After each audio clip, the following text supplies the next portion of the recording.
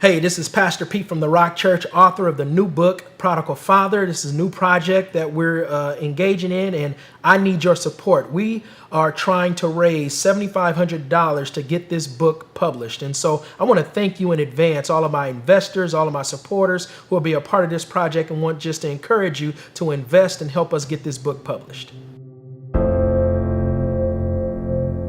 Yeah, this book came about after me discovering and finding my dad after 30 plus years of looking for him on Skid Row. I grew up in the 70s, my dad and my mom in a two-parent household with my dad and mom in Inglewood, and right around about the third grade, my mom left my dad for several reasons, but one of the biggest reasons is because he had started using drugs. I never had anyone to really teach me of what it was to be a man, essentially from my own biological father. I had father figures in my life, but really wanted to still have that authentic relationship with my biological father. And so just really wanted to reconnect with him, really wanted to find him, and really wanted reconciliation between us.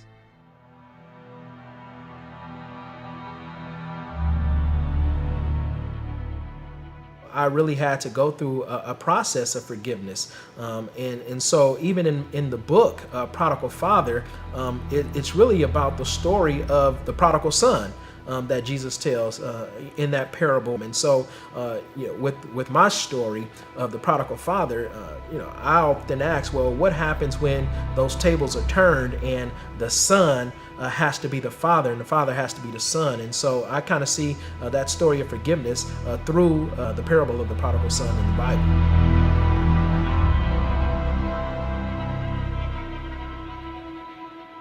I would oftentimes wonder where my dad was. I knew he was on Skid Row. I knew he was living on the streets, but did not know exactly where. I went and searched for him and tried to find him, and reconnected for a brief moment, but then lost touch with him again.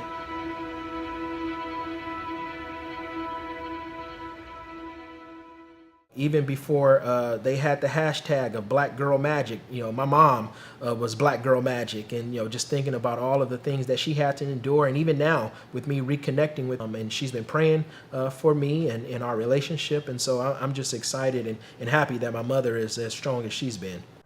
As I remember back when my son was 12 years old, how he began to ask about seeing his father.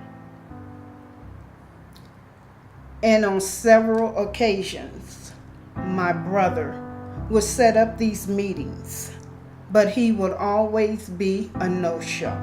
And I wanted to tell my children, don't ask me anymore about seeing your father. I said, because he don't want to see you. There are a lot of people that are out there who grow up without their fathers, without their biological fathers. There are a lot of people who are fathers who don't have relationships with their own sons and daughters. And so I hope that when people read this book, that they find it in their own hearts to begin that process of forgiving their own fathers, their own brothers, their own uncles and cousins, and even for fathers to really forgive themselves for not having relationships with their own children.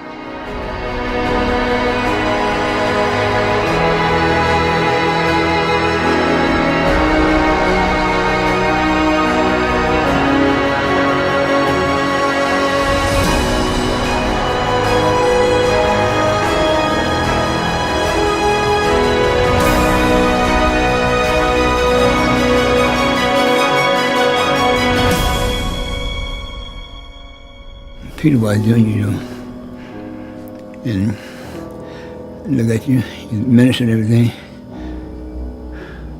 I'm proud of that.